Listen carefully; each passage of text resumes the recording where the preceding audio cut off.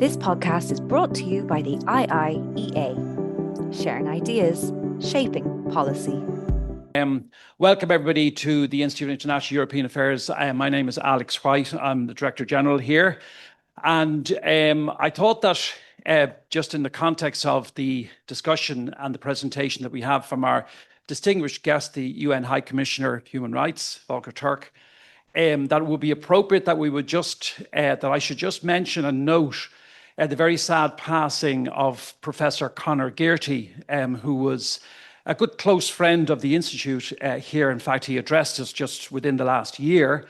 A friend to many academics, lawyers, people involved in human rights, and a huge loss. I mean, a really, really huge loss to all of us, I think, obviously, principally to his family, his young family.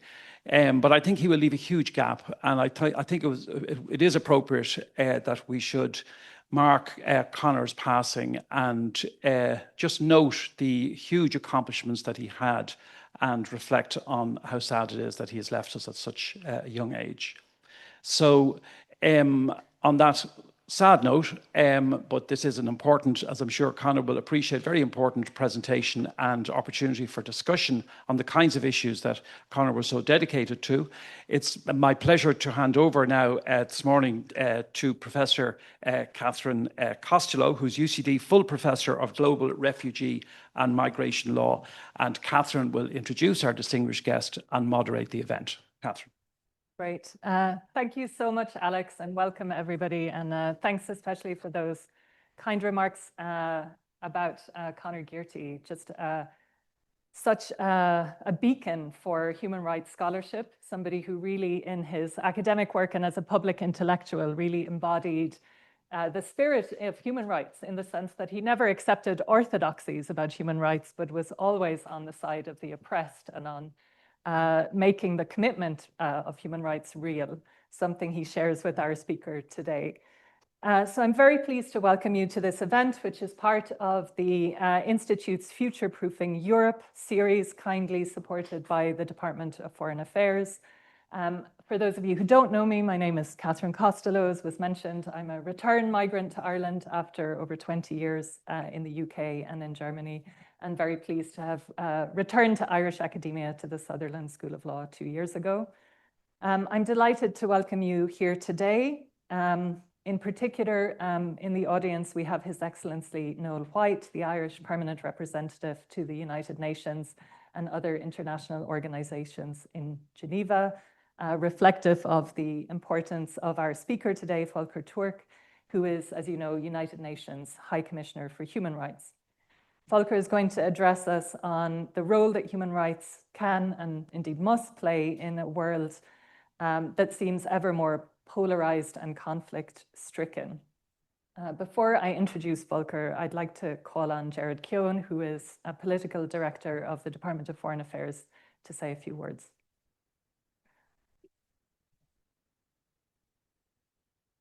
Good morning, everybody. Thank you, Catherine, for the introduction. Thank you, Alex, for hosting this meeting here today at the Institute. It's a great honor for me to introduce our guest speaker at the Institute, the UN High Commissioner for Human Rights, Volker Türk.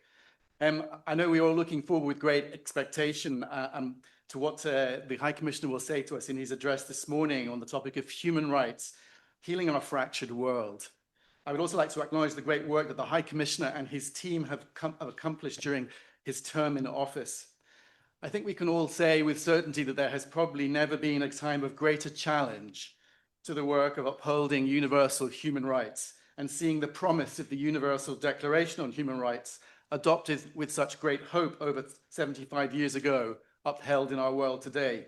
And yet, High Commissioner, and we thank you for this, we see that you continue and still succeed in making the case for human rights, and that case needs to be made every day, as we know, for the reasons that you will set out for us. And you can certainly count on Ireland's unstinting support in the work that you do.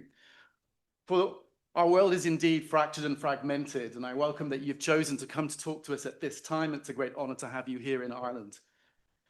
Human rights have been central to Ireland's foreign policy since the very beginning. A commitment to multilateralism, to the rule of law, has guided us from our first steps on the international stage over a century ago. It has underpinned the commitment to achieving peace in our own country and created the conditions that led to the Good Friday Agreement and to peace in Northern Ireland. It has also underpinned our long tradition of peacekeeping, humanitarianism, and to development cooperation, as well as our strong adherence to this and support for the values that underpin the European Union, a community founded on law, and of course the principles enshrined in the Charter of the United Nations. These are values we seek to live every day. As we witness the terrible conflicts, the failure to respect international law, international humanitarian law, international human rights law that is occurring globally, including on our own conflict, in too many conflicts, whether that be in Palestine, in Ukraine, in Sudan, in Afghanistan, in Yemen, in too many places all over our world, or whether it be the pushback on women's rights and gender equality globally, or on the rights of LGBTIQ plus citizens that again we witness in too many parts of our world. Our response can only be to strengthen our commitment to uphold human rights and to defend the multilateral system that underpins them. For this reason, Ireland has decided to put itself forward as a candidate for election to the Human Rights Council for the term 2027 to 2029.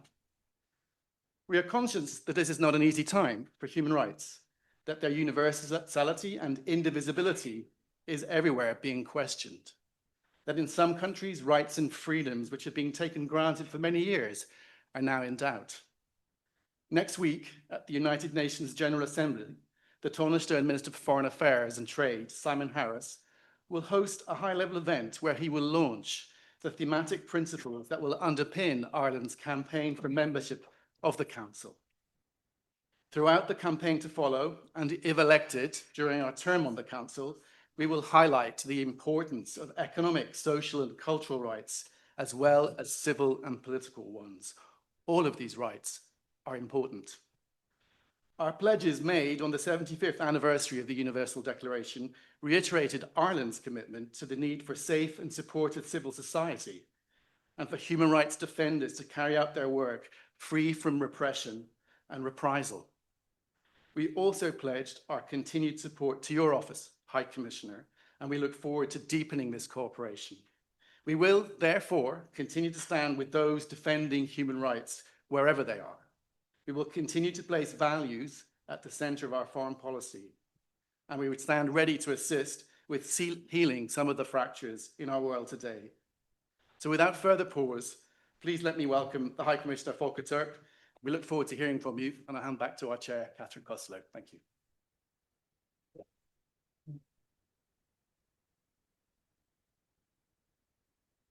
Thank you very much, Jared. It's a pleasure to introduce Volker Türk, who, as you know, was appointed as the 8th United Nations High Commissioner for Human Rights in 2022. Prior to that, he was Under Secretary General for Policy at the Executive Office of the UN Secretary General.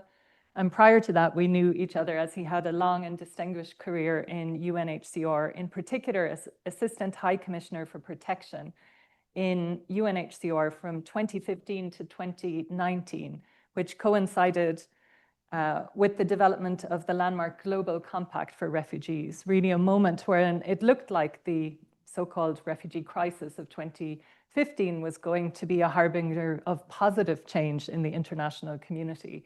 And he and others were able to make some real progress on global responsibility sharing for refugees, which is an extraordinary legacy.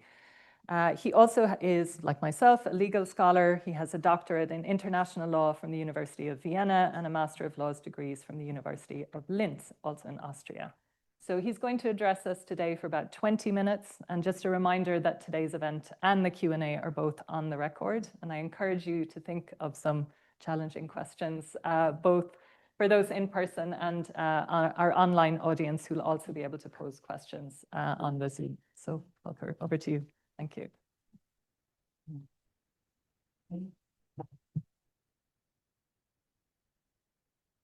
Yeah, it's really great to be back here in Dublin and at the Institute. And as one says in Ireland, Akarcha.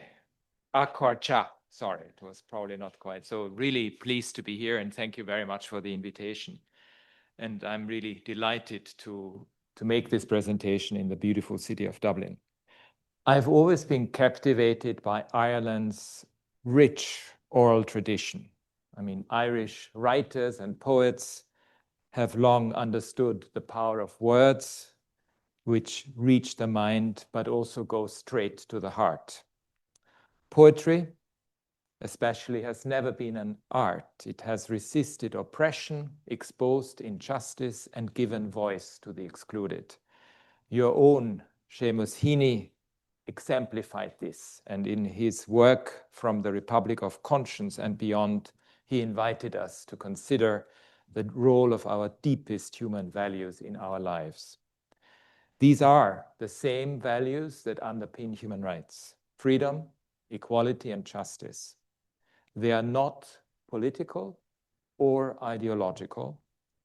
They resonate with our moral core as human beings. Human rights are legal obligations, but they are much more than that. And yet today, human rights are under threat. Disturbing trends are fracturing the protective edifice of international law and tearing at social cohesion. The long-established laws of war are blatantly disregarded with virtually no accountability. Several governments are ignoring human rights law entirely or enforcing it selectively when it suits them. Others are withdrawing from international agreements and attacking global institutions and frameworks. Hate speech and discrimination against minorities are driving us further apart. Inequalities are deepening. But while human rights are coming under attack, they are also the medicine we need to help our fractured world to heal. Distinguished guests, I see three areas where human rights offer a path forward. Let me begin with war, the ultimate violation of human rights, which is evident in so many conflicts around the world. In fact, we have probably some 60 countries now with over 120 conflicts that are taking place there, which is the highest number since the end of the Second World War. From Gaza to Sudan, to Myanmar, to the Democratic Republic of the Congo. We are witnessing utter disregard for civilian life and obstructing life-saving aid, attacks on markets, on schools, just today in Myanmar, again, on health facilities, are shockingly commonplace and grave breaches of international law. The Russian Federation has intensified its attacks and its assault on Ukraine along the front line and on various cities. Recent weeks have witnessed some of the most massive airstrikes since the war began. And we know this with these countrywide drone and missile saturation attacks that are resuming and increasing. My team, I have a team on the ground, has been documenting widespread and systematic torture and ill treatment, including sexual violence against Ukrainian prisoners of war and civilians who are arbitrarily detained. Israel's mass killing of Palestinian civilians and its extensive destruction in Gaza, its blocking of sufficient quantities of life-saving aid, and the ensuing starvation of civilians, its killing of journalists, of UN staff, of NGO workers, and its repeated war crimes are a shock to our humanity.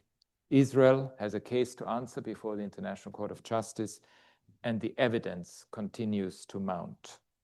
Peace has never been more urgent. Gaza is in ruins. Israel is still suffering profound trauma from the horrific 7 October attacks, which I have repeatedly condemned, and the remaining hostages and their families are in agony.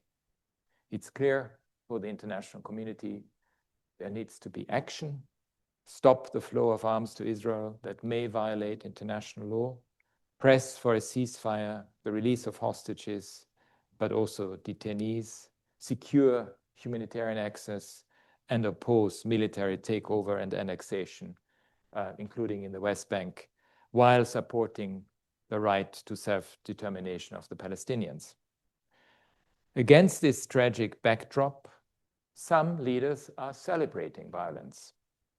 Pro-war propaganda is expanding, and if you look at global military spending, it has reached an all-time high of $2.7 trillion. That is nearly 13 times the amount that the world's wealthiest nations spent on official development assistance. Public budgets often demonstrate what matters most to states. And here the message is loud and clear: weapons over dialogue. But lasting security cannot be achieved by military spending alone. There is another, and of course I would say better way of doing it. And human rights show the path out of conflict by putting people at the center of mediation and peace building and insisting on accountability. Independent monitoring and universal standards offer a basis of facts and neutral ground to bring warring parties to the table, because you need to accept the facts first, because you can actually negotiate anything. My office documents and reports on human rights violations in conflict and crisis zones around the world. My staff, my colleagues on the ground in the Democratic Republic of the Congo, Gaza, Haiti, Sudan, Ukraine, and everywhere else where they work to shed light on violations and abuses. This is an important contribution to future accountability, but it does cost money. In these challenging times, the people of Ireland are a source of inspiration. Your long history of taking action against injustice and calling for accountability are reflected in Ireland's generous support to my office, both political and financial. Your commitment is an investment in peace, because as Ireland knows well, when the guns go silent, human rights also help societies to deal with the difficult legacies of colonialism, of inequality, and conflict. Transitional justice tools promote truth-telling, reconciliation, and peace. During my recent visits to countries around the world, to Bangladesh, Sri Lanka, Serbia, and Syria, among others, the need for accountability for serious violations, justice for the families of missing people, and truth-telling were front and center. This was the very clear message that we got from the people I had a chance to meet in these countries. We know how human rights can help prevent conflict. Our work has shown time and again that when discrimination against communities is ignored, when civic space for dialogue is shut down, when dehumanization is tolerated and even empowered, then grievances fester and tensions build. So we need to invest much more at the national and global levels in heeding early warnings and in building peace by investing in dialogue and confidence-building measures. This is closely linked to the second area I would like to touch on, civic space. Ireland is a champion of the vital work of human rights defenders worldwide, and I'm very happy that Mary Lawler is with us, the Special Rapporteur on Human Rights Defenders. Free speech, dissent, and the right to peaceful protest are essential to building strong, resilient societies. But today, governments in every region around the world are cracking down on dissent, both online and offline. Authorities are using excessive force against demonstrators and activists and restricting the right to peaceful protest. Human rights defenders are being threatened, criminalized, or worse. Around the world, at least 625 human rights defenders and media workers were killed or disappeared in 2024. According to the data gathered by my office, that is one every 14 hours. Elections are a touchstone for freedom of expression and civic space. Unfortunately, we see both under attack in several countries that are entering electoral periods on the African continent, Latin America, and in other parts of the world.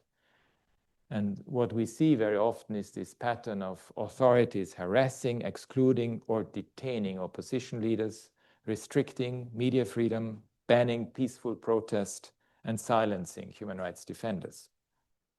By monitoring these developments and drawing attention to them, my office has an important role in countering tensions, preventing violence before it even breaks out. We provide facts that should spur action by the international community. Restrictions on civic space are not only deeply unjust, they are counterproductive. Political participation is one of the best tools we have for effective, accountable, and transparent public policy. Listening to people's demands for better healthcare, for decent work, for adequate housing, to tackle corruption through peaceful dialogue can lay the foundation for stable, resilient societies. People need to be given the opportunity to participate meaningfully in policy decisions that affect them, to express themselves without fear of violence or harm, and to question public decisions and call for change. And we need to make special efforts to ensure the most marginalized, women, minorities, migrants, those living in poverty, people with disabilities, are included in these decisions. This brings me to my third point, an issue that defines the lives of millions of people around the world, but rarely makes the headlines. We need to tackle inequalities and adopt economies that deliver much better for all people. More than 40% of the global population live in countries that spend more on servicing their debt than on either education or health. More than half of low-income countries are currently in or at high risk of debt distress. And you can imagine the consequences of that. But the development finance they need is dwindling as major economies shift their priorities and expand defense budgets to record levels. Global poverty reduction has stalled. Trade wars always hit the most vulnerable hardest. Higher tariffs could put healthcare and education out of reach for many people around the world. They also have a disproportionate impact on jobs traditionally done by women, which could roll back gains that we have achieved on gender equality in particular. So we need justice in global trade and finance, and all countries should be able to invest in the human rights of their people, in particular economic, social, and cultural rights. This was one of the goals of the Pact for the Future that, as you know, was adopted last year by all countries in the General Assembly. What we are trying to achieve, especially with this concept of a new economy, of a human rights economy, is also that, and this was repeated in the Pact for the Future, that it challenges the idea that economic growth is the only measure of a country's success, an idea that has contributed to the denial of human rights, the destruction of our climate and our environment over decades. I think it's really important to change that measure as quickly as one can.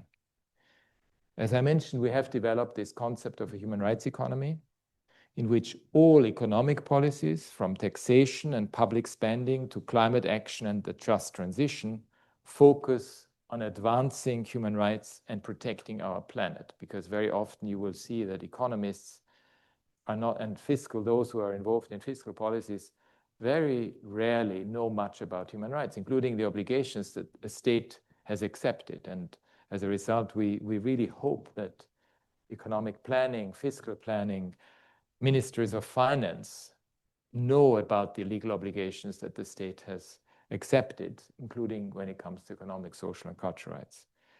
And we hope that this concept of a human rights economy can deliver on the rights to health, to social protection, to education, decent work, adequate housing, justice, credible institutions, and the right to be free from discrimination. Such policies that build trust ultimately help to prevent tensions and make societies more resilient.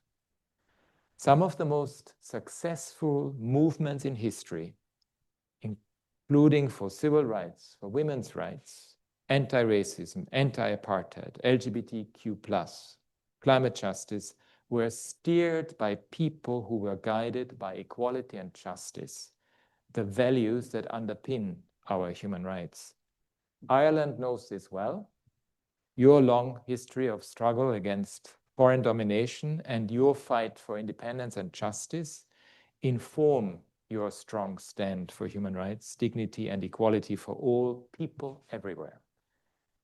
In all my visits from Sudan, Bangladesh, Serbia, Syria, I am reminded of the universality of human rights and that they resonate deeply with people, because sometimes there's this myth that human rights are not universal. Well, if you talk to all the ones who are part of social movements these days, be it in Nepal, Bangladesh, Sri Lanka, Sudan, or anywhere else, for them that's an abstract discussion that has got absolutely nothing to do with the realities that they live. This also gives me hope. Many of us, more than we think, are committed to these values. Studies consistently show that a huge majority of the world's people support justice, they support accountability and freedom from discrimination.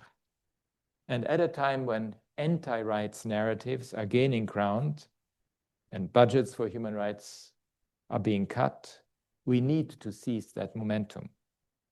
We are working to inspire an alliance of member states, philanthropies, civil society, and others to defend international human rights and humanitarian law and to strengthen the entire human rights ecosystem. I presented this idea to member states and others last week in my opening to the Human Rights Council, and I very much hope that the Government of Ireland, the Irish civil society will play a major role in line with your leadership on human rights around the world. People often feel powerless or helpless in the face of mounting conflict, hate, and division. But human rights bring the energy for change. They are a moral compass, an ideal that inspires, that captures the imagination, and a framework of practical, concrete steps. Human rights belong to all of us, so all of us need to protect them. And to echo Heaney's powerful words, we are all ambassadors of conscience, entrusted with a mandate to defend our shared values. Let us not remain indifferent in the face of violations. One action for human rights can spark hope, and hope can change history. Thank you very much.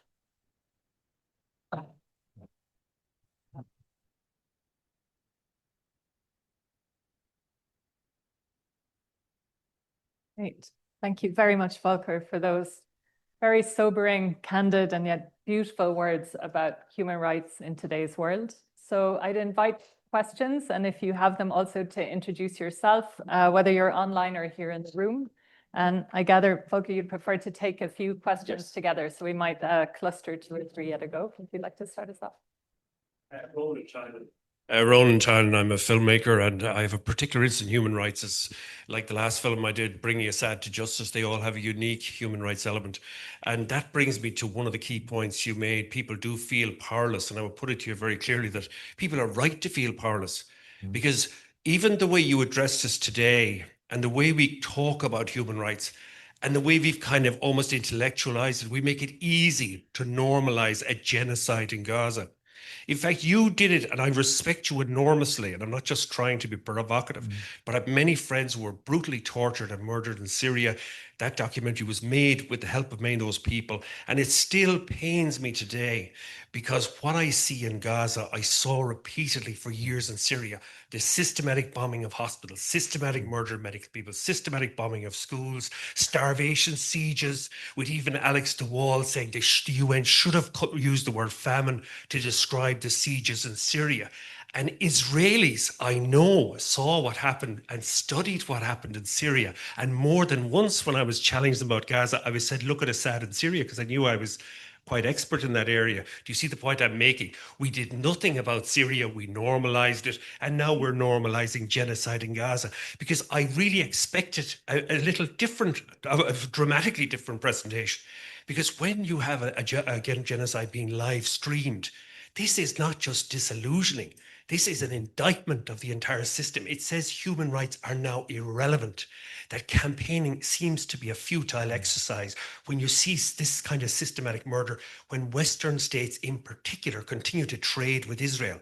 And let's be brutally honest about it.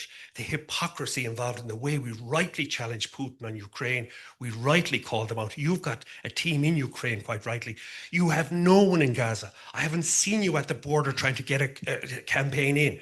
I'm just trying to say to you that really you need a much more radical approach, because we all need a much more radical approach.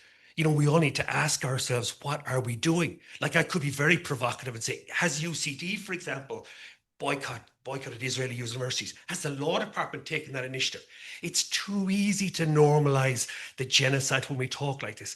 Like, I know some of these genocide scholars. Omar Bartov did not call it a genocide at the beginning, but now over 80% of the International Association of Genocide Scholars have called it a genocide. Over 80%, many of them leading Israeli scholars like Omar Bartov. So against that background, I'm saying to you, we need a much more radical approach.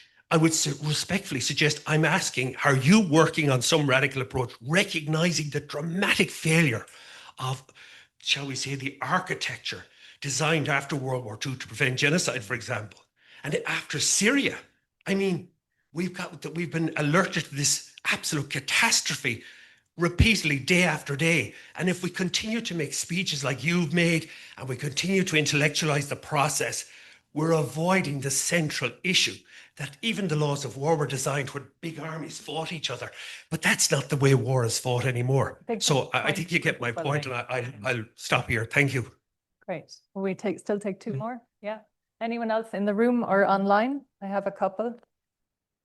Oh yeah, here, did you want to go next? And then I'll take one online as well. Yes. Hi, Commissioner. I'm Ed O'Donovan. I work with Mary Lawler, and thank you for your thought-provoking speech. One of the things that strikes me is we've just passed the 3rd anniversary of your office's assessment of the human rights situation in Xinjiang. And given China's intransigence and its growing importance to the UN, I'm just curious how your office is working to implement some of those excellent recommendations which were made 3 years ago and which we've seen but very little evidence of being implemented. Thank you. And I might just put one of the online questions because it's thematically related. We have a question from Matt O'Neill. Also about Gaza and Ukraine, but specifically about estimates about human rights violations against children in both settings, and very specifically asking you if you are frustrated at the slow pace in the EU at taking concrete and serious action against the Israeli government over Gaza.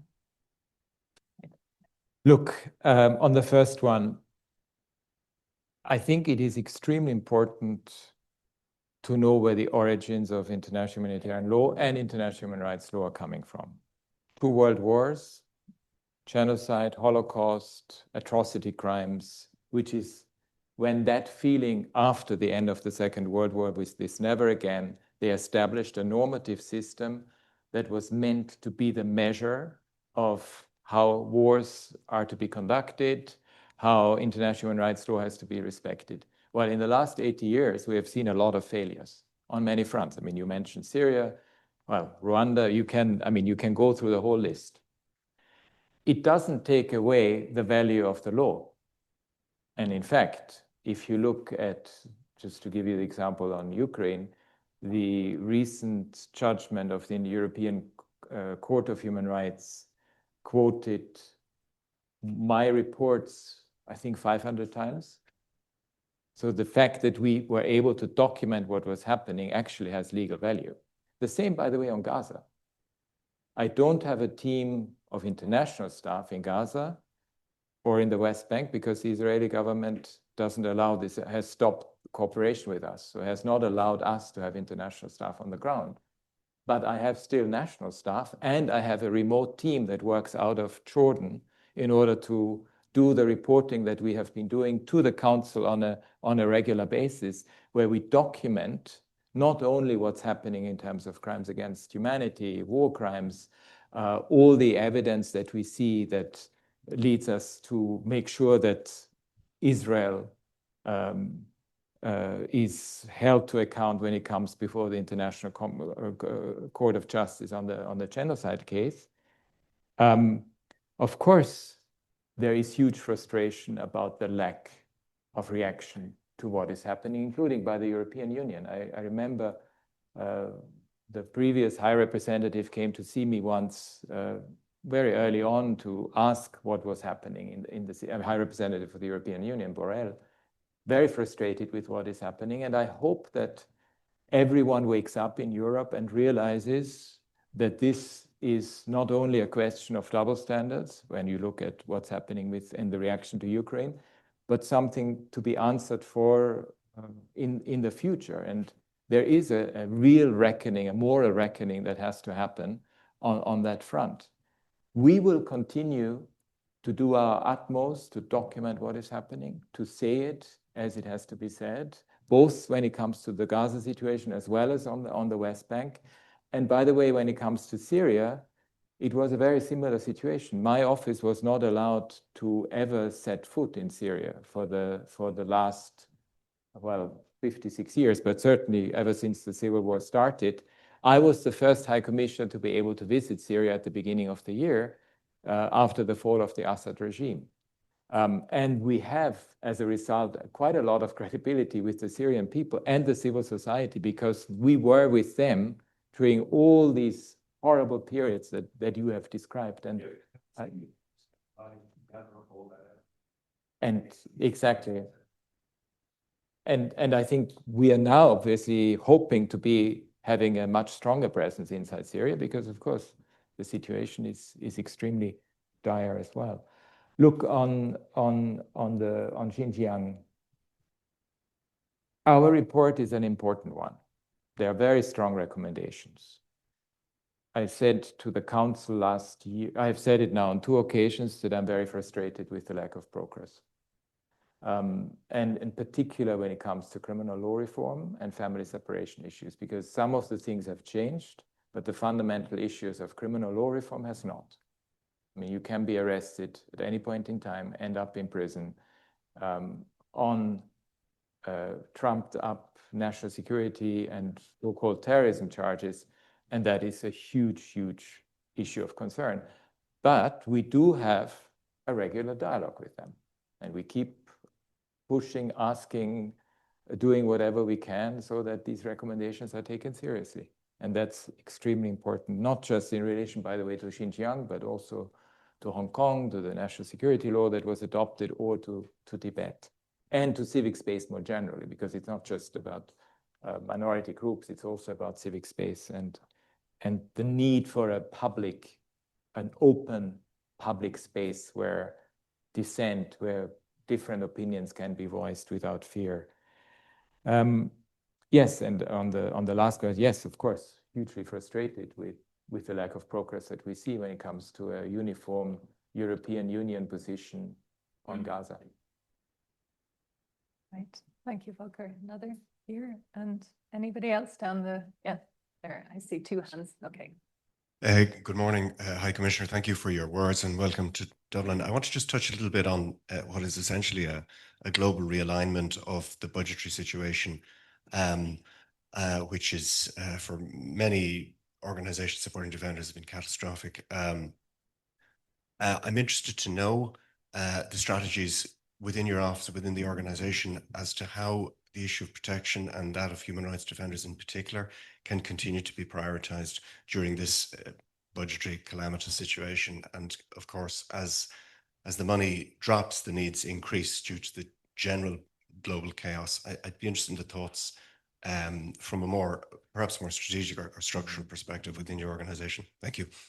Thank you. And then here, would you like to introduce yourself as well?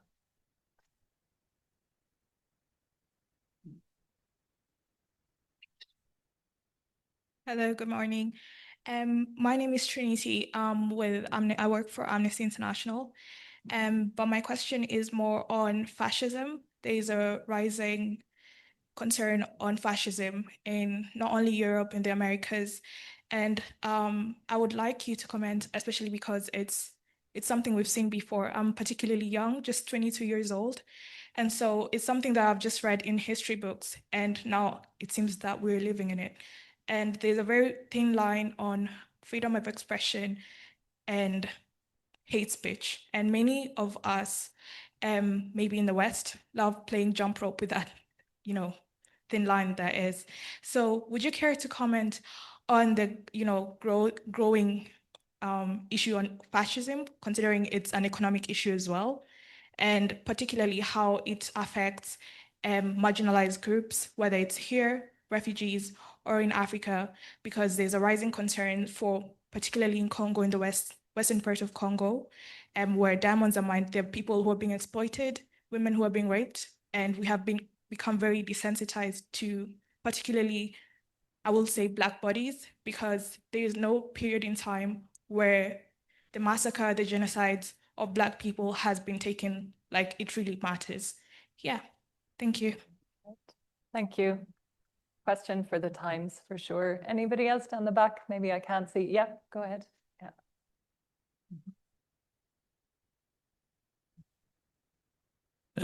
Thank you very much for your speech. I'm Seamus Allen, researcher here at the Institute.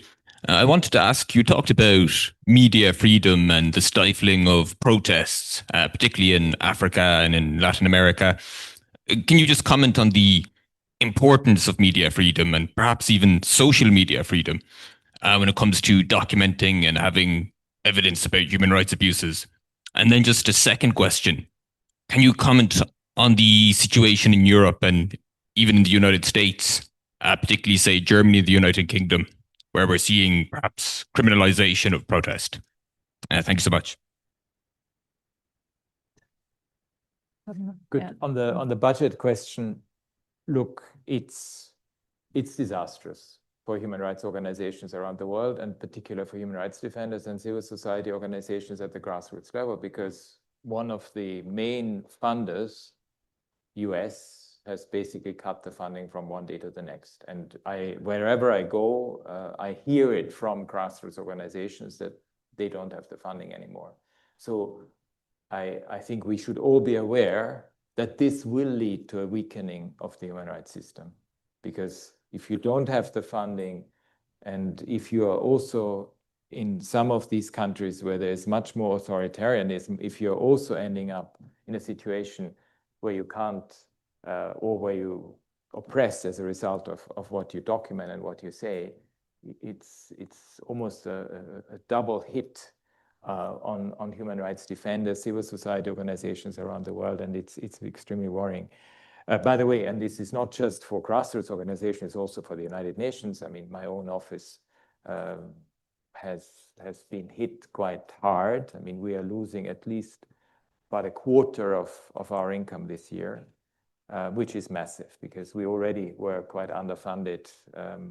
Special rapporteurs can only do one country visit, for example. Treaty bodies can only meet twice, not 3 times a year, which means all the ripple. It sounds a bit abstract, but that actually means that accountability mechanisms of sorts are not there to provide precisely the space that is needed in order to raise human rights issues. I have asked philanthropists, the philanthropic foundations, to really see this as a very critical existential moment. Of course, we hope that there is a realization when you see that defense budgets are going up, that military budgets and defense budgets are not going to be, that the world is not becoming more secure by doing only by increasing military spending, but also to realize that if you weaken the human rights system at its core, you end up with a much more insecure world in the future. To actually say that military defense or even national security, if people are so much interested in national security, they need to see that human rights is part of it. An investment in human rights when it comes to early warning, early action is absolutely critical. And I'm not sure that realization has yet sunk in. it's going to be very important to keep making that point compellingly and to show concretely how you can actually prevent things from happening or mitigating things to some extent. And that's really what the human rights work is all about. On fascism and generally extremism, anti-rights agendas, and so forth. I think the biggest problem is societies are much more divided, and there is so much dehumanization going on, especially against vulnerable groups, people of African descent in some parts of the world, people with disabilities, LGBTQ+ communities, all kinds of minorities.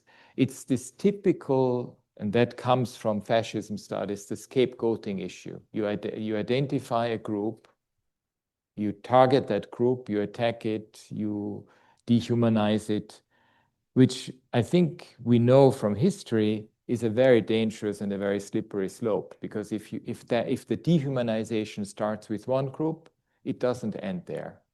It continues. And if I look at political debates today, even in the Western world, well, very much in the Western world, I see the same binary black and white attitude. The enemy, your political opponent, is considered an enemy.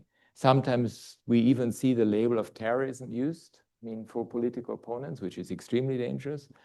And I think it really goes back to the importance of making sure that we regain the public square where there can be robust debates and disagreements. And there, free and independent media play an incredibly important role. I think the question of media freedoms comes in, because why do we need free and independent media? Because we need to have an agreement on facts, and we need to have a discussion about how to interpret the facts. And that needs to be a discussion that is allowed and not suppressed. And yes, I am worried also in Europe and elsewhere about media freedoms. We see it, I expressed it even publicly in relation to developments in the US, but also in Europe, where one of the studies by the European Commission has identified a negative trend when it comes to freedom of assembly, freedom of expression, including in relation to what's happening in Gaza, for example. And that is indeed an area of great concern. So we should all be very much alert to that, because if you start to allow this, it's a very slippery slope. Right, thank you. I have one very, maybe a nice follow-on question from the online audience, and then we'll open to the room again.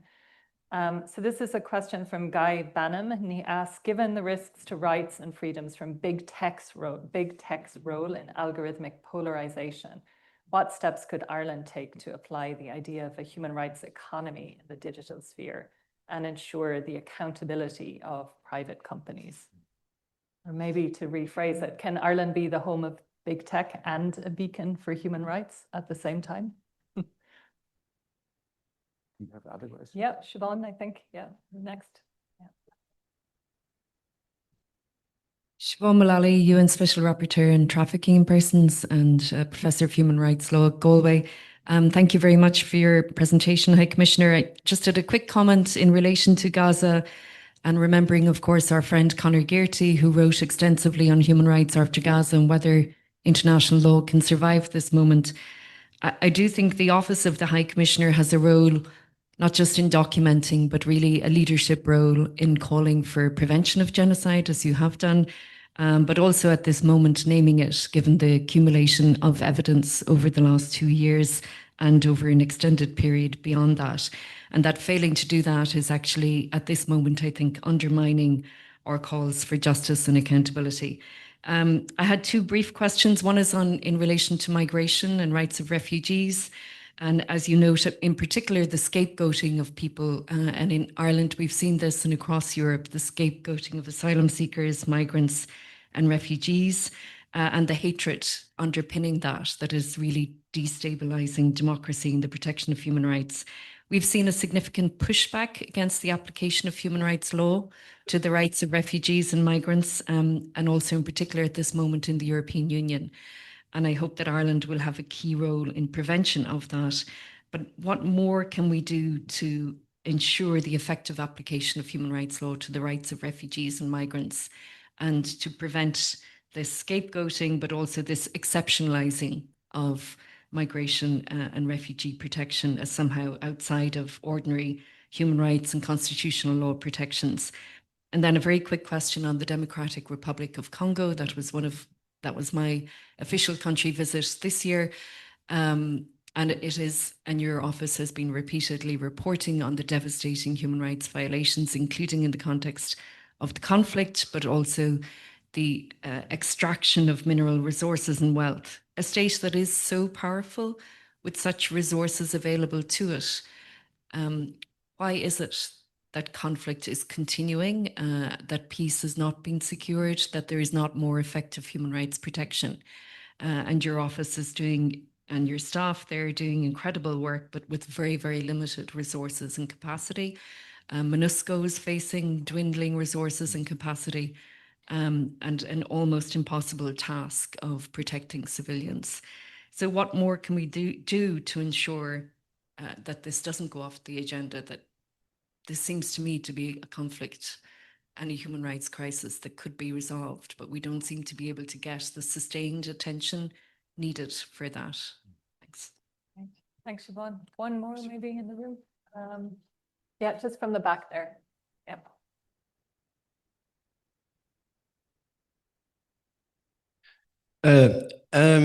You've mentioned previously that like governments are kind of failing to react to different abuses all around the world. And we've started to see that people have started to stand up for themselves. We've seen in Germany, human rights activist Kitty O'Brien stood up again to peacefully protest against the genocide in Gaza, and she was beaten by the German police. I've also seen the Gaza Freedom Flotilla being targeted as well by suspected drones attacks. I'm just wondering, what is your stance on that, and what will you do to help human rights defenders who are standing up and who are being targeted? Thank you. Look, on the big tech companies,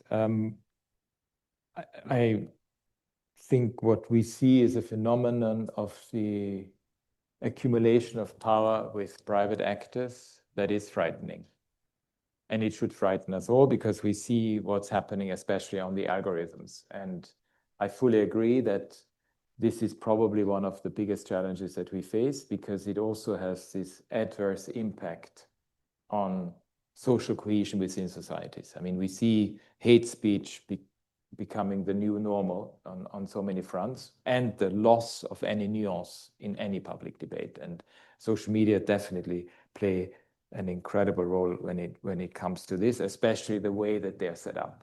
And we haven't really found the alternative to this, and which brings me back to, again, free and independent media, including free and independent social media that are not controlled by big tech companies.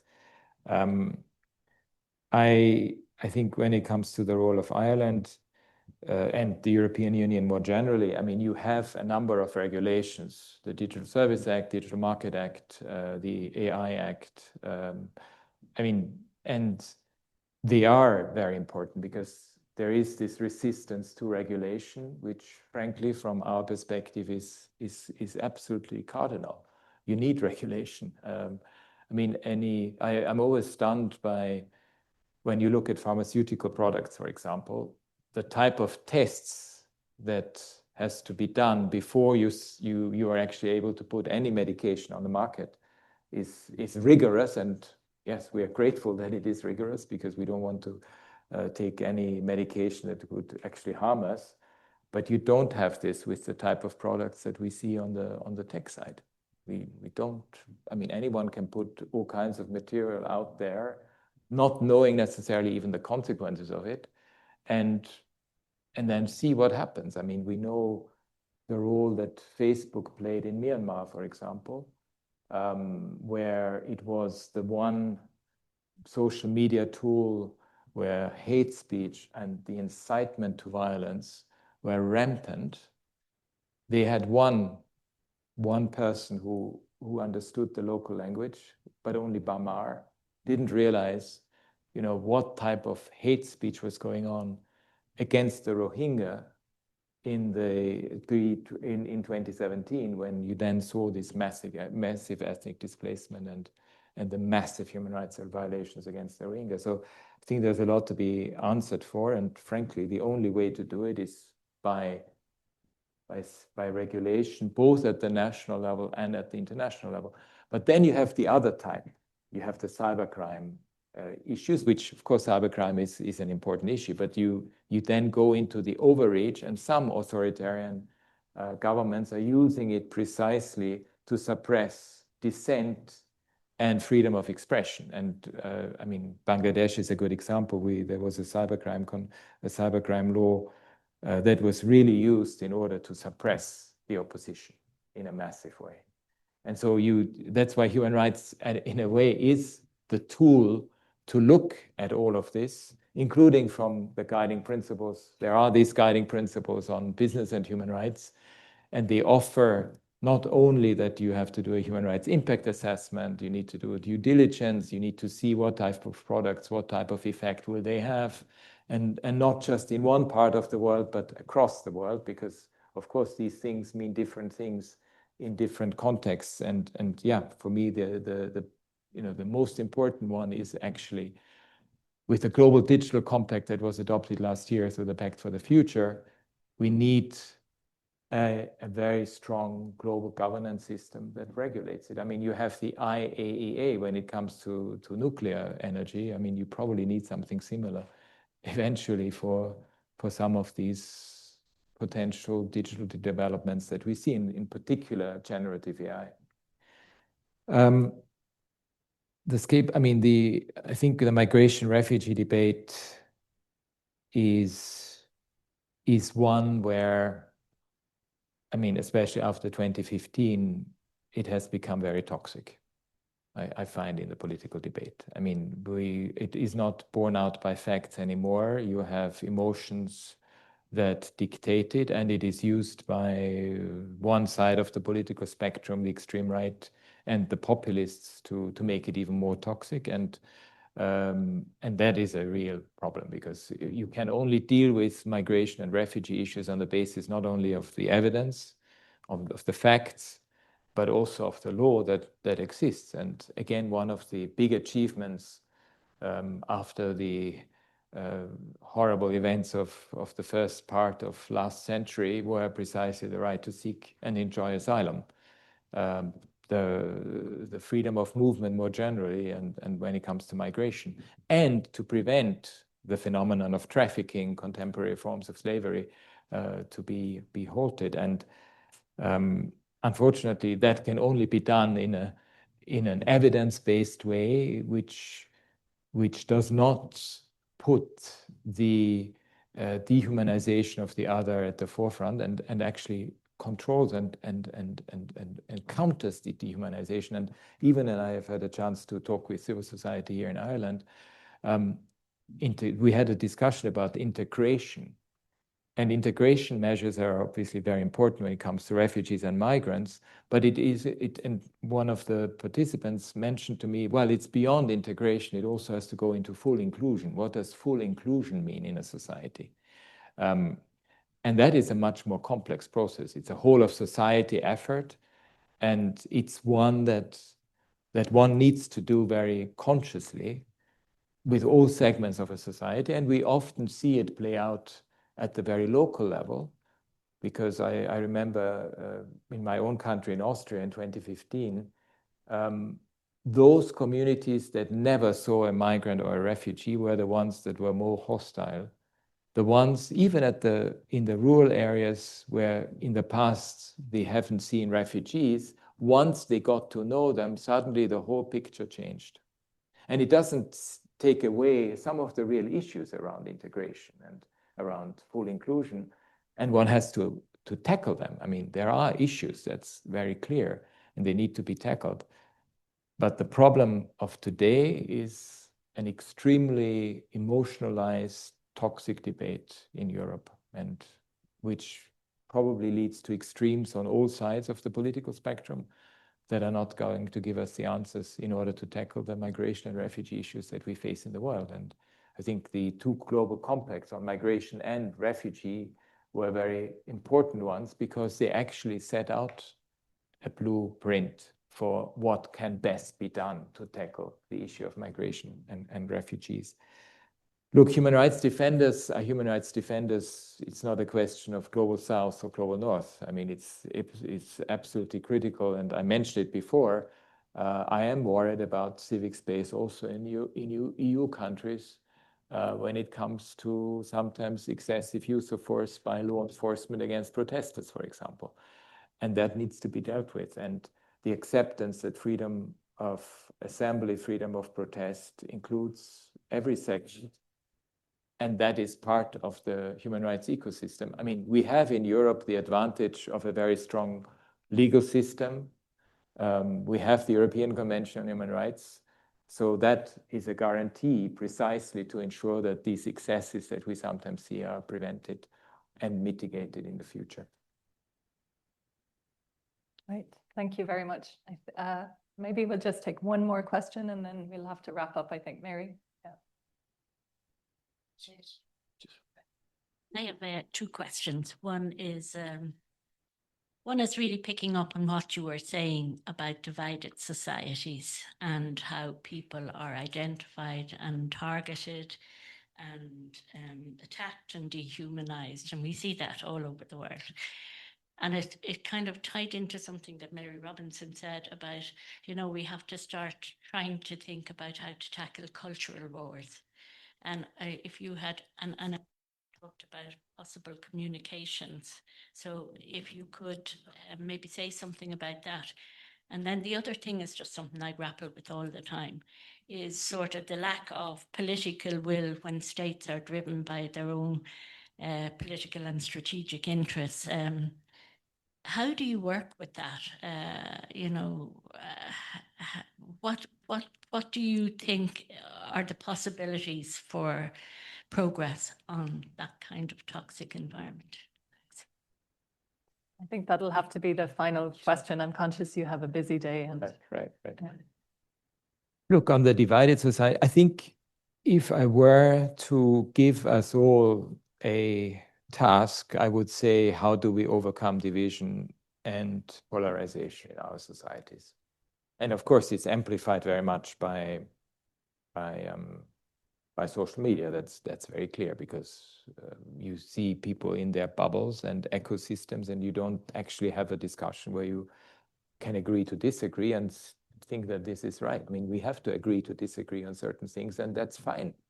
But we have lost a little bit that space, and that's very dangerous for societies, especially for democracies, and where you need precisely this open public square where you can discuss things. And I think that human rights offers something in that regard, because it is still the framework when it comes to freedom of expression, but also when it comes to hate speech and incitement to violence. And of course, it's not allowed under human rights law. I mean, sometimes that's also forgotten. In the speech last week, I mentioned they're the ones who promote freedom of expression, but only when it comes to their own opinions. But when it comes to silencing any dissenting opinions, they quickly come and say this is, you know, now something else.